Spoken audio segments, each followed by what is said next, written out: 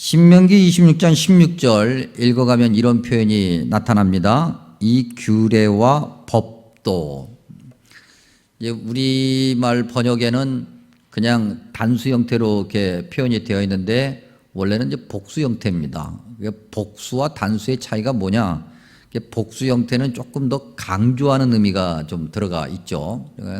하나님의 귀한 명령이, 즉 규례와 법도라는 것을 통틀어서 얘기하면 하나님의 말씀이 굉장히 많이 있지 않습니까? 그 말씀들을 지켜 행하여야 한다. 이제 그러면 우리가 질문해 볼 수가 있습니다. 하나님의 이 규례와 법도는 무엇을 말하는 것일까?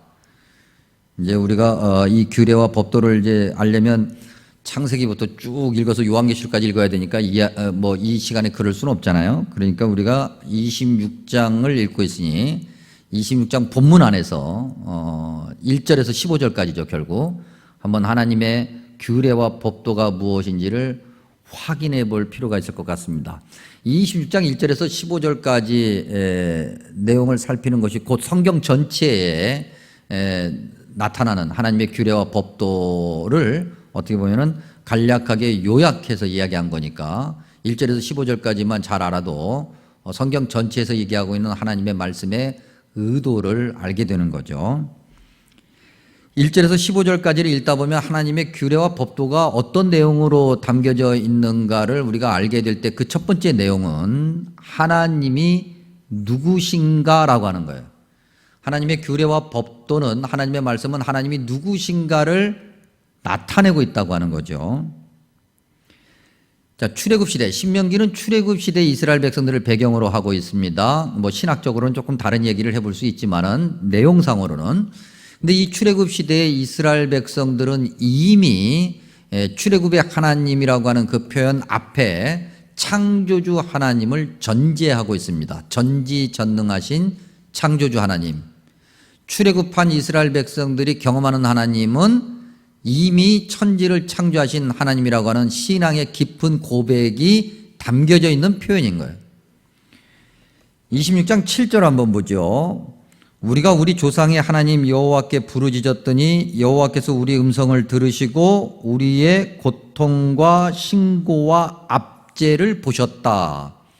이 26장 7절의 말씀이 26장 7절에서 처음 있는 건 아닙니다. 이미 그 앞에 훨씬 전에 출애굽기 2장과 3장의 이 내용이 동일하게 반복돼요.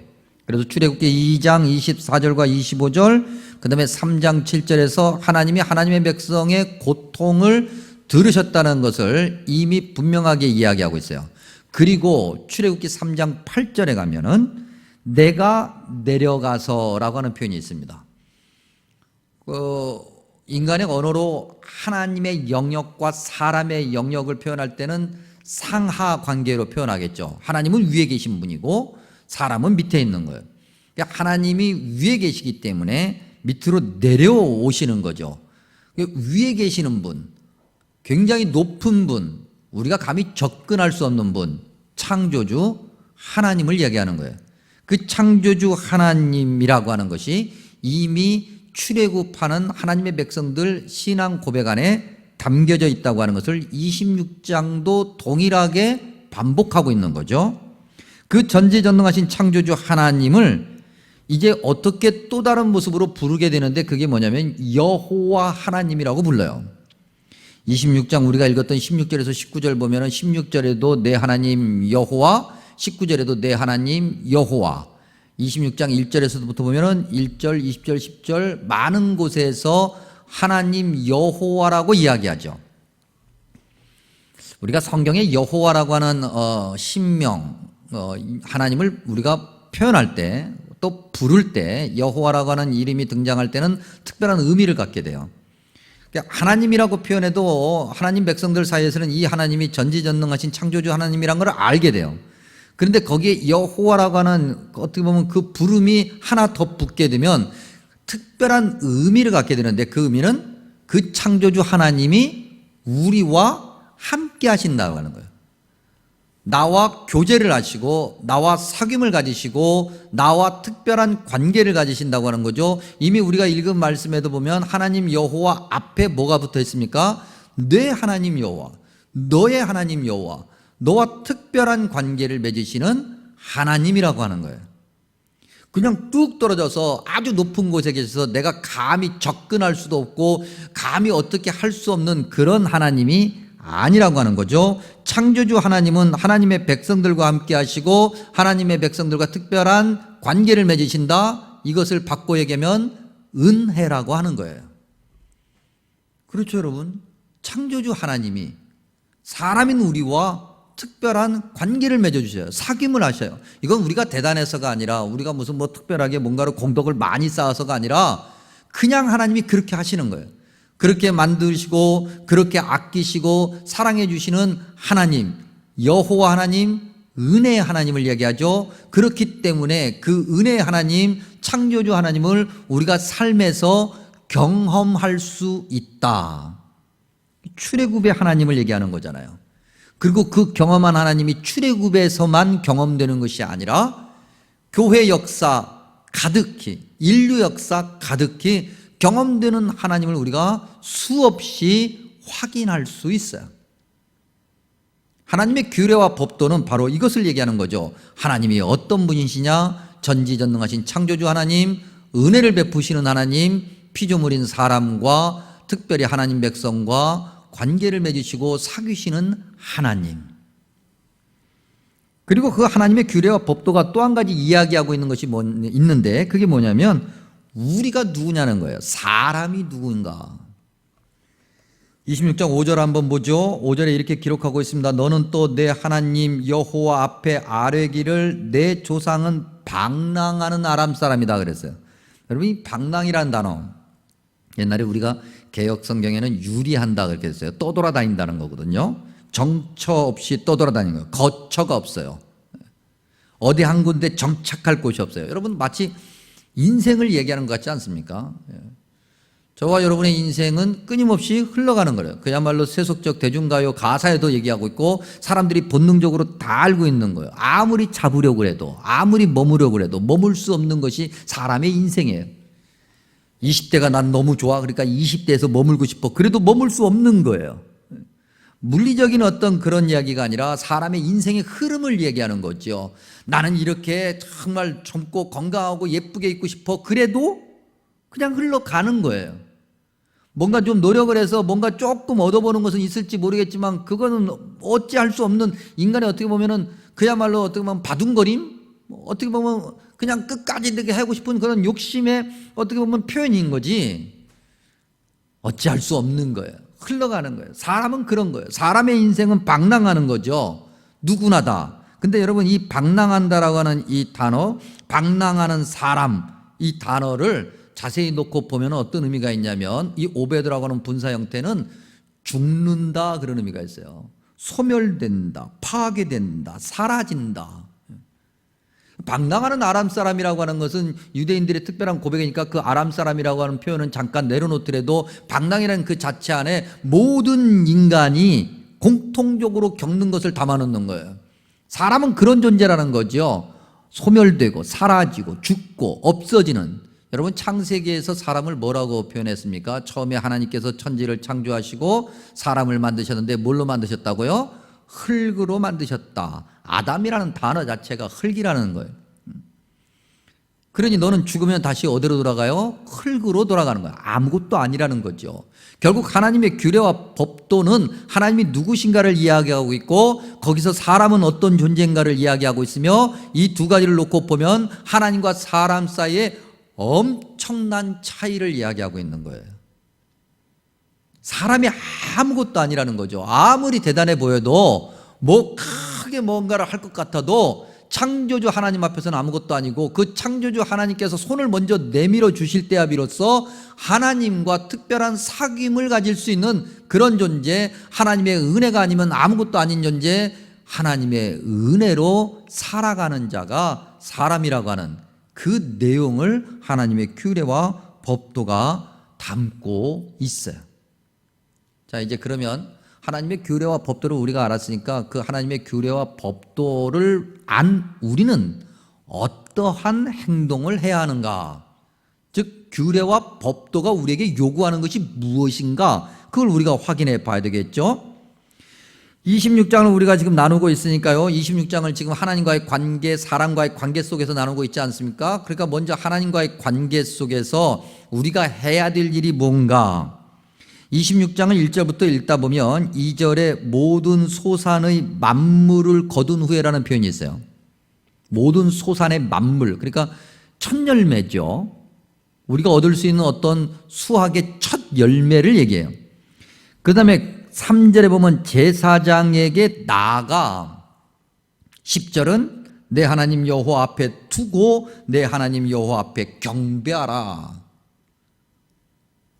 정리하면 우리가 하나님으로부터 받은 그것의 첫 열매를 가지고 하나님께 나아가 그 첫 열매를 하나님께 드려 하나님을 예배하고 하나님을 경배하라 이거예요.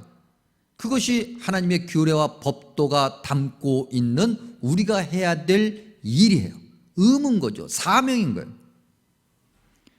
다시 한번 보죠. 소산의 만물, 첫 열매라고 그랬습니다. 이게 뭘까? 현대적인 감각으로 바꿔서 이야기를 해보면 예를 들면 이런 거예요. 첫 월급 같은 거 말이죠. 첫 월급, 처음에 이제 취직을 해서 받았던 그 첫 월급을 하나님께 드리는 거예요. 다 드리는 거예요. 그러면 우리는 이제 이럴 때 꼭 그런 반문을 해볼 수가 있어요. 그걸 다 드리면 그러면 그 달에 뭐 먹고 살지? 그런 질문 우리가 해보곤 하지요, 여러분. 근데 여러분 그 질문은 가만히 생각해 보면 하나님 말씀대로 실천하고 난 다음의 질문입니까? 실천하기 전의 질문입니까? 실천하기 전의 질문이에요. 하나님 말씀대로 안 해본 거예요. 하나님 말씀대로 해보기 전에 미리 우리가 생각해 본 거죠. 계산해 본 거예요. 따져 본 거예요. 우리의 경험을 넣어 본 거예요. 그랬더니 답이 어떻게 나와요? 그래, 하나님 말씀대로 하자라고 나옵니까? 아니면 안 된다고 나옵니까? 안 된다고 나오죠.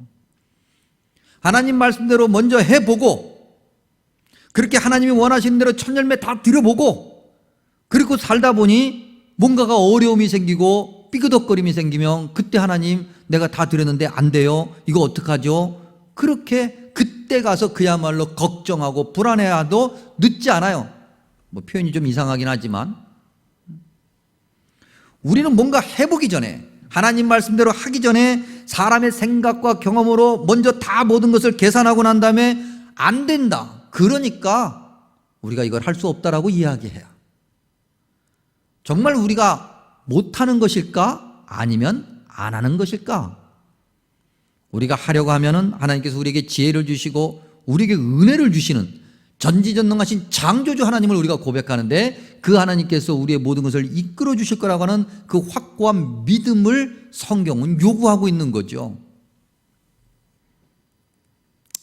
예전에 우리 교회 교육전사님으로 계셨던 당창민 전사님이 계세요. 이분이 우리 교회가 처음으로 전도사님으로서 사역자로서 사역하시던 교회. 이제 첫 사역에 첫 달에 사례비를 받으셨을 거 아닙니까? 근데 그걸 그대로 다 헌금하셨어요. 그 제가 궁금해서 왜 그랬냐 그랬더니 첫째는 성경에 그렇게 기록되어 있고 부모님으로부터 그렇게 배웠다는 거예요. 저는 아직까지 그분이 그 첫 사례비를 다 드려가지고 지금 패가망신했다는 얘기는 못 들어봤어요. 아직. 그분 잘 살고 계세요. 하나님과의 관계에서 우리가 해야 될 것, 하나님이 주신 그 은혜에 적극적으로 응답해야 된다고 하는 거죠. 그것이 하나님의 규례와 법도가 담고 있는 내용이에요. 또 하나, 하나님의 규례와 법도가 담고 있는 우리가 해야 될 내용 중에 하나는 사람과의 관계 속에서 나타나는 건데 12절에 보니까 이런 표현이 있어요. 셋째 해, 곧 11조를 드리는 해라 그랬어요. 우리가 이걸 다 설명하려면 어려우니까 다른 것 좀 내려놓고 11조만 붙들어 보죠. 이 11조를 12절은 뭐라고 설명하냐면 레위인과 그랬어요. 레위인은 누구예요? 성전에서 하나님만을 예배하는 자로 존재하는 이들이에요. 세속적 직업을 갖지 않는 이들이죠. 그 레위인과 그 다음에 뭐라고 기록되어 있습니까? 객과 고아와 과부. 객과 과부는요 소외된 사람들을 얘기해요. 고통받는 사람들, 그런 사람들에게 주어 내 성읍 안에서, 내 성읍 안은 뭘 얘기할까요? 우리가 사는 삶의 터전, 그 사회적 공동체 안에서 먹고 배부르게 하는 거예요. 배부르게 한다니까 여러분 마치 배가 그야말로 터질 만큼 먹고 그걸 이야기하는 게 아니에요. 오병이어 만찬 이야기도 마찬가지예요, 여러분. 12광주리가 남았다는 것은 배부르게 먹고 배 터지고 난 다음에 남았다는 그것을 강조하기 위함이 아니라 나눔을 이야기하는 거예요. 희생을 이야기하는 거예요. 섬김을 얘기하는 거예요. 배려함을 얘기하는 거예요. 그럴 때 남는 역사가 일어나는 거죠. 11조는 그런 거예요. 하나님의 은혜를 받은 자들이, 하나님의 은혜를 아는 자들이 하나님의 규례와 법도를 지켜야 되는 이들이 사람과의 관계에서 당연히 해야 될 거예요. 하나님과의 관계에서 첫 열매를 드리고 하나님이 주신 것 중에서 감사함으로 또 그 다음부터는 11조를 드림으로 모두가 함께 행복하게 살아가게끔 교회가, 하나님의 백성이 앞장서야 된다고 하는 거죠. 자, 이제 우리가 이 말씀을 가지고 우리 삶의 현실 속에서 조금 더 깊이 한번 넓게 한번 이 말씀을 나누어 보죠. 거듭거듭 하나님과의 관계에서 우리는 창조주 하나님의 은혜를 입고 사는 자로서 당연히 하나님을 예배하는 자로 하나님께 예물을 들고 나아가야 된다라고 성경을 통해서 확인하고 있습니다. 요약하면 저와 여러분은 예배자예요. 하나님의 은혜를 아는 자, 하나님의 규례와 법도를 아는 자는 하나님을 예배하는 자로 이 땅을 살아가는 거예요. 그리고 하나님을 예배하는 자는 하나님께 갈 때 빈손으로 가지 않아요. 예배 자리 나갈 때 말이죠. 여러분, 우리가 세상을 살다 보면 초대를 받을 때가 있잖아요. 나름대로 어떤 귀한 사람의 초대를 받으면 그 집에 갈 때 여러분 어떻게 갑니까? 내가 그래도 초대받은 사람이니까 나는 그래도 빈손으로 가도 되지 하고 빈손으로 갑니까? 만약에 어떤 사정이 있어서 어쩔 수 없이 그냥 가게 되면은 최소한 죄송한 마음이라도 표현하지 않나요? 이러이런 사정이 있어서 내가 아무것도 못 들고 왔어요. 죄송해요. 이런 말이라도 우리가 하잖아요. 사람과의 관계에서 사람의 굉장히 어떤 초대를 받아서 감사함으로 우리가 하다못해 빵이라도 사가지고 가고 음료수라도 사가지고 가면서 표현하는데 전지전능하신 창조주 하나님 그 은혜의 자리로 우리가 초대받아 나아가는데 우리가 대단해서 우리가 자격이 있어서 예배 자리 가는 게 아니잖아요. 하나님의 은혜가 있었기 때문에 하나님이 먼저 손을 건네주셔서 내가 너와 함께 사귀기를 원하노라고 하는 하나님의 은혜의 선포가 있었기 때문에 우리가 예배자로 하나님 앞에 나갈 수 있는 거예요. 근데 우리가 빈손으로 가요? 아니죠. 성경은 반드시 예물을 들고 가라 그랬어요. 그런데 요즘 이 코로나 시대에 일부 극소수 교회가 소위 대면 예배를 강행해서 지금 사회적 문제가 되고 언론에서 굉장히 크게 이슈가 돼요. 그러다 보니까 이 언론들이 여러 사람들을 이렇게 모시고 와서 인터뷰를 합니다. 근데 그 중에 이 목사님들을 인터뷰하는 경우가 있어요. 소위 개혁적인 뭔가 한국 교회의 어떤 부족한 부분을 고쳐야 된다고 주장하는 분들이죠. 여러분들 얼마 전에도 여러분들이 보셨겠습니다만 그 중에 어떤 분이 언론과의 인터뷰에서 그런 얘기를 해요. 이렇게 소위 그 대면 예배, 예배당 예배를 그렇게 막 강조하는 이유가 뭐냐면 헌금 때문이라는 거죠. 근데 이때 이 헌금은 우리가 하나님의 은혜를 받은 자로서 하나님의 규례와 법도를 아는 자로서 하나님을 예배하는 자로서 감사하며 응답하는 헌금이 아니고 돈을 얘기하는 거예요.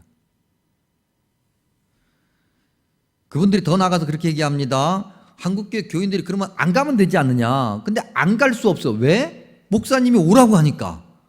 그러면서 이야기하기를 그 목사님들이 신격화되어 있고 우상화되어 있다는 거예요. 너무 마음이 아파요, 여러분. 여러분 지금 목회하고 있는 목사님들, 저를 포함해서 목회하고 있는 목사님들이 스스로 그래 내가 이 정도로 신격화되어 있고 우상화되어 있는 대접을 받고 있어라고 그렇게 느끼는 목사님들은 모르겠어요. 제 주변은 한 명도 없어요. 오히려 목사라고 하는 그 직분에 대해서 무거움과 중압감에 눌려서 고통스러워하고 힘들어하고 교인들 앞에서 미안해하고 죄송해하고 그러는 목사님들은 굉장히 많지만 그래도 내가 목사인데 이런 목사님들은 모르겠어요. 한 명도 없어요. 저는 본 적 없어요. 왜 목사님들에 대해서 이렇게 얘기해요? 왜 헌금에 대해서 이렇게 얘기해요? 그것도 다른 사람들이 아니라 목사님들이 왜 그렇게 얘기해요? 여러분 그런 말에 귀를 기울이지 마세요. 개혁적이라고 해요? 그러면 교회 안에 와서 이야기해야 돼요. 교회가 다 완전하지 않아요. 맞아요. 자정해야 돼요. 맞아요. 공동체 안에서 얘기해야 돼요. 밖에 나가서 떠들 일이 아니에요. 그 개혁이라고 하는 것이 혼자 의로운 것처럼 언행을 해서 절대 다수의 한국교회 목사님들과 교인들을 바보로 만드는 거예요, 여러분. 여러분, 우리가 헌금을 할 때, 야, 그래, 내가 이 헌금을 내가 정말 피땀 흘려서 번 돈을 내가 내라고 하니까 낸다. 여러분, 그렇게 해서 헌금해요? 아니잖아요. 하나님 은혜에 감사함으로 하잖아요. 교회를 사랑하고 하나님의 그 말씀에 순종하고자 하는 그 믿음의 순수한 열정으로 한다고. 하나님과의 바른 관계부터 바르게 세우는 것이 바로 여호와 하나님의 규례와 법도를 지키는 거예요. 우리는 그렇게 은혜 받은 자로서, 예배자로서 당연히 하나님 앞에 나아가고 하나님 앞에 나아가는 예배자로서 해야 될 의무를 하는 거예요. 그것을 우리가 분명히 알면 그 다음에 11조를 포함한 일반 헌금 전혀 이상한 것이 아니에요. 왜? 나눔과 섬김으로써 그리스도인들이 당연히 해야 되는 의무니까. 나눔과 섬김에 관한 이야기하니까 우리가 잠깐 좀 옆으로 좀 비켜나가서 하나 더 점검해야 될 것이 있어요. 마태복음 6장 3절과 4절에 의하면 주님께서 이렇게 말씀하십니다. 너는 구제할 때 오른손이 하는 것을 왼손이 모르게 하여 내 구제함을 은밀하게 하라. 교회는 지금까지 이 말씀에 충실해 왔어요.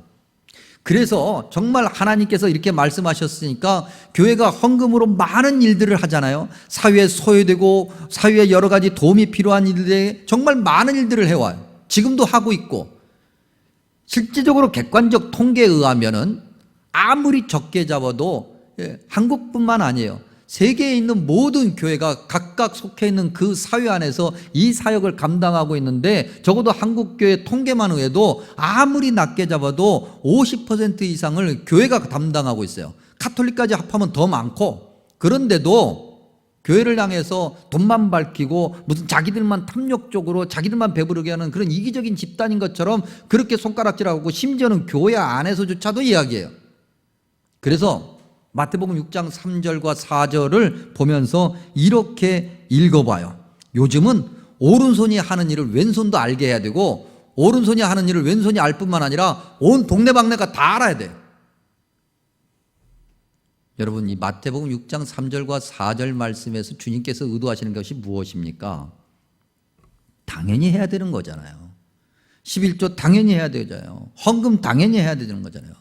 하나님의 은혜를 받은 자로서, 예배자로서 당연히 해야 되는 거예요. 당연히 해야 되는 것 가지고 자랑하지 말라는 거예요. 교만하지 말라는 거예요. 자랑하지 말고 교만하지 말고 당연히 해야 되는 거. 그러나 세상은 알아야 돼. 세상은 교회가 어떻게 하고 있는지를 알아야 돼요. 교회 누가 특정인이가 아니라 교회가 무슨 일을 하고 있는지를 알아야 되겠다는 거죠. 더 열심히 우리가 더 헌신하고 더 섬기고 더 하나님 말씀에 순종해서 교회가 무엇을 하는지를 세상이 알아야 되겠다. 물론 그렇게 할 때 우리 자신이 드러나고 우리의 교만함이 왔을 때는 당연히 모든 걸 덮어야죠. 그러나 그렇지 않기 위해서라도 우리가 기도하고 더 겸손하게 하나님이 원하시는 일들을 해나가야 된다. 이것이 하나님의 규례와 법도예요. 그러니 여러분, 하나님의 은혜를 잊고 사는 그리스도인으로서 여러분 당당하십시오. 당당해야 돼. 우리가 예수님을 믿는 사람이야. 조금 이따 우리가 다 말씀을 통해서 다시 확인해 보겠습니다만, 우리가 예수님을 믿는 자고 하나님의 은혜를 입은 자고 그렇게 죽을 수밖에 없고 소멸되는 방랑하는 그런 존재인데, 하나님의 은혜로 영원한 생명을 얻게 되었으니 뭐가 부끄러워요? 당당해요. 당당하다라는 의미를 바꿔 얘기하면 째째하지 말아야 돼요, 여러분. 째째하다는 게 뭐예요, 여러분? 정말 누가 봐도 아우 째째, 결코 긍정적이지 않잖아요, 여러분. 부정적인 거예요. 하나님의 은혜를 받았으니 하나님 앞에 나아가면서 하나님께서 주신 것으로 다시 하나님께 영광을 올리기 위해서 드리는 것 왜 아껴요? 왜 째째해야 돼? 우리 거 다 계산하고 할 거 다 계산하고 10년 전에 지금 10년 후에 똑같아요, 여러분. 10년 전에 10,000원 헌금했으면 10년이 지났으면 지금 최소한 1,000원이라도 더 해야지. 아우 목사님 1,000원 창피해서. 그러면 1,000원을 모아서 10,000원을 만들어서 20,000원을 하면 되지. 얼마든지 방법은 있어요. 근데 10년 전이나 지금이나 똑같이 우리가 하나님께 드리는 건 똑같아. 삶의 형편이 내가 지금 이래서 우리 것부터 생각하는 어리석음. 여러분, 째째하지 마십시오. 하나님 앞에서 째째하면 하나님의 은혜도 째째하게 받는 거예요. 하나님의 은혜를 크게 받는 사람은 사람과의 관계에서도 째째하지 않아요. 뭔가 나누고 섬기는 곳에 그래? 그거 내가 하지 뭐. 그래? 그건 내가 한번 해볼게. 왜 이렇게 자꾸 뭔가를 계산하고 생각하고 여러분, 그래서 뭘 어떻게 하겠다고. 그야말로 우리가 늘 하는 얘기지 않습니까? 죽을 때 싸가지고 가요? 내 자식 주려고. 그 자식이 잘 쓰면 다행인데 잘 쓸지 안 쓸지는 모르겠어요. 이건 전도서 말씀이에요. 성경이 말하기를 지금 우리에게 주신 말씀이 우리의 상황에 따라서 변경될 수 있는, 조금은 가볍게 여길 수 있는 그게 아니라고 얘기해요. 오늘 우리가 읽은 16절에서 19절에 보면 이건 무거운 명령이에요. 할까 말까가 아니에요. 김신일 목사의 개인적인 의견이 아니에요. 우리가 당연히 해야 하는, 저와 여러분 모두가 당연히 해야 되는 의무예요. 어느 정도로 강한 명령인가? 오늘 말씀을 통해서 확인해 보면 16절에 마음을 다하고 뜻을 다하여 그랬어요. 여러분, 마음을 다하고 뜻을 다한다라고 하는 것이 이 신명기가 좋아하는 표현입니다. 신명기 안에 이 마음을 다하고 뜻을 다하여가 굉장히 자주 나와요. 근데 마음을 다하고 뜻을 다한다고 하는 건 온 힘을 다하는 거잖아요. 거칠게 말하면 죽을 힘을 다해. 여러분, 우리가 우리말로 번역되어 있는 이 뜻을 다하여라고 할 때 이 뜻은요, 네페쉬예요. 목숨이에요. 우리의 영혼까지 거는 거예요. 요즘에 무슨 영끌이라는 얘기가 있잖아요. 영혼까지 다 끌어모아서 성경에서 얘기하는 거예요. 우리의 목숨을 거는 거예요. 영혼을 다해서 다. 주님께서 우리를 너무나도 사랑해 주셔서 우리를 위해서 십자가에서 죽으셨고 우리의 영적인 생명을 구원해 주셨으니 우리도 주님 앞에 어떻게 해야 돼요? 목숨을 다해서. 그래서 주님을 예배하는 거예요. 주님 앞에 나아가는 거예요. 주님의 말씀대로 지켜서 하려고 애를 써야 되는 거예요. 선택사항이 아니에요, 여러분. 너가 정말 어려우니까 그냥 나중에 해. 이게 아니에요. 지금 당장 해야 되는 명령이에요. 그리고 내 하나님, 여호와를 내 하나님으로 인정하라 그랬어요. 여러분, 이건 좀 풀어서 번역할 필요성이 있어요. 여호와 하나님을 인정하는 것, 여호와를 내 하나님으로 인정하는 것, 이거 풀어서 얘기하면 세상 모든 사람이 알게끔 내가 하나님을 믿는 자고 하나님 백성이고 교회 다니는 사람이라는 것을 세상 모든 사람들이 알게끔 하라는 거예요. 나는 그리스도인이야, 나는 교회 다녀, 하나님의 은혜를 입고 사는 사람이야, 누구보다도 하나님의 은혜를 잘 알고 있어, 영원한 생명을 얻은 자야. 그렇기 때문에 세상이 뭐라고 얘기해도 나는 하나님 말씀대로 살 거야.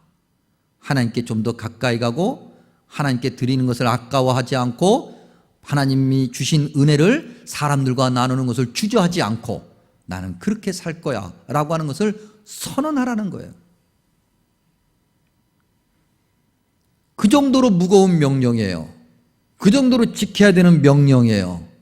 그렇게 하면 19절 말씀 우리가 한번 확인해 보죠. 19절에 여호와께서 너를 그랬어요. 그런즉은 그러므로죠. 앞에 것이 전제되어 있는 거예요. 16장 1절에서부터 시작을 해서 18절까지 말씀대로 그렇게 하고 나면 여호와께서 너를, 여러분 마치 어떻습니까? 1부 예배 드리고 난 다음에 2부 예배 오기 전까지 다시 말씀을 이렇게 들여다보니까 여호와께서 너를이라는 이 표현에 좀 관심을 가지게 됐어요. 여호와께서 너를 콕 집어서, 하나님께서 나의 그 모습을 너무나도 귀하게 여기셔서 나를 콕 집어서 나를 딱 바라보시면서 눈을 크게 뜨고 내 눈을 바라보시면서 내가 너를 그렇게 말씀하시는 것 같아요. 그 지으신 모든 민족 위에 뛰어나게 하사. 여러분, 이 신명기 말씀을 제일 먼저 들었던 1차 독자가 누굽니까? 유태인들이잖아요. 그 유태인들, 정말 여러 가지 이야기들을 해볼 수 있지만 지금의 그 유태인들을 보면은 너무나도 그들의 역사 속에서 너무나도 고통스러운 과정을 다 겪은 그 유태인들이 지금도 세계를 움직이고 있다라고 사람들이 말하잖아요. 그들이 먼저 하나님의 말씀을 받았기 때문에 그 말씀대로 살려고 정말 애를 썼기 때문에 이런 은혜가 오늘날 있었다. 그것이 유태인들만의 것이에요, 여러분. 유태인들은 샘플이었잖아요. 그들이 그렇게 하는 것을 많은 사람들이 보고 하나님의 은혜와 능력을 알라고 하는 거였잖아요. 오늘 저와 여러분도 예외 아닌 거예요. 그래서 오늘의 대한민국이 있게 된 거예요. 그렇지 않습니까, 여러분? 우리 믿음의 선배들, 처음에 복음을 받아들였던 이 대한민국 땅에 있었던 믿음의 선배들은 어떻게 했어요? 이 하나님의 규례와 법도가 무엇인지를 정확하게 알고 있고 그대로 실천했어요. 자기의 재산을 팔았고 자기의 신분을 포기했고 하나님과 사람 앞에서 째째하지 않았어요. 그것이 하나님의 말씀이니 이해하고 순종했고 그래서 오늘의 이 대한민국이 있는 거예요. 그렇다고 한다면 오늘 저와 여러분이 우리 자손들에게 뭘 물려줄 수 있어요, 여러분? 우리 아버지 어머니는 평생 그렇게 아끼고 또 전략하면서 사셨어. 좋아요, 여러분. 아끼고 전략해서 살아야 되는데 째째한 거하고는 좀 다른 거예요. 아니, 좀이 아니라 완전히 다른 거죠. 하나님이 주시는 귀한 은혜를 우리 후손들이 받기 위해서 모든 민족 위에 뛰어나게 하시는 그 은혜를 우리 후손이 받기 위해서 오늘 우리 믿음의 자리를 점검해야 되고 찬송과 명예와 영광을 삼으시고 누구를? 저와 여러분을 하나님의 영광을 나타내는 도구로 삼으셨어요. 여러분 기쁘지 않습니까? 감격스럽지 않습니까? 이것이 곧 우리의 영광이 되는 것 아닌가요? 우리를 통해서 하나님의 영광이 나타나요. 저와 여러분이 뭐라고? 하나님께서 저와 여러분을 통해서 영광 받으시기를 원하시는 거예요. 여전히 고집스럽고 여전히 죄악스럽고 여전히 자기 잘못을 인정하지 않고 여전히 우리의 고집대로 움직이는 그런 우리를 통해서 주님이 영광 받으시기 원하죠. 그가 말씀하신 대로 너를 내 하나님 여호와의 성민 거룩한 백성이 되게 하리라. 우리를 거룩하다고 불러주시겠다는 거예요. 우리를 거룩한 백성이라고 인정해 주시겠다고 하는 거예요, 여러분. 어떻게 할 때? 하나님의 규례와 법도를 바르게 알고 그 은혜의 하나님 앞에 예배자로 바르게 나가며 정말 째째한 믿음 생활이 아니라 말이죠. 순종하고 적극적으로 그렇게 나아갈 때 하나님께서 우리를 거룩하다라고 인정해 주실 거라는 거죠. 금년 안에 우리가 출발하면서 창세기 1장 1절을 들어서 창조주 하나님을 우리가 분명히 알았습니다. 그리고 신명기 말씀을 통해서 우리가 어떤 자라는 것을 알게 되고 어떤 믿음의 모습으로 살아가야 되는지 알게 되었습니다. 일부 예배 때는 하지 않은 얘기인데 신학적인 이야기 하죠. 여러분 이 신명기 법전이라고 하는 것은 사실 이스라엘 백성들이 열왕기 시대에 발견한 겁니다. 그것도 후대에 잊어버렸었어요. 그런 말씀이 있었지 잊어버렸었어요. 그러다가 나중에 기록된 말씀으로 확인하게 돼요. 아, 말로만 듣던 것이 실제로 있었구나. 그리고 그 말씀에 자기 자신들을 비춰보니까 죄악된 모습이에요. 말씀에 불순종한 모습이에요. 그래서 그들이 무릎을 꿇고 통회하며 회개하여 이 귀한 말씀을 반드시 성경에 기록하고 보존해야 되겠다. 그래서 신명기가 들어온 거예요. 그 말씀을 다시 붙들고 다시 그 말씀 앞에 엎드려 순종할 때 주님이 주시는 복이 저와 여러분뿐만 아니라 우리의 후손들에게 이 민족에 그리고 우리를 통해서 세상이 하나님이 주시는 복을 알게 되는 거죠. 19절 말씀을 다시 한번 읽어봅니다. 그런즉 여호와께서 너를 그 지으신 모든 민족 위에 뛰어나게 하사 찬송과 명예와 영광을 삼으시고 그가 말씀하신 대로 너를 내 하나님 여호와의 성민이 되게 하시리라. 아멘. 기도하겠습니다.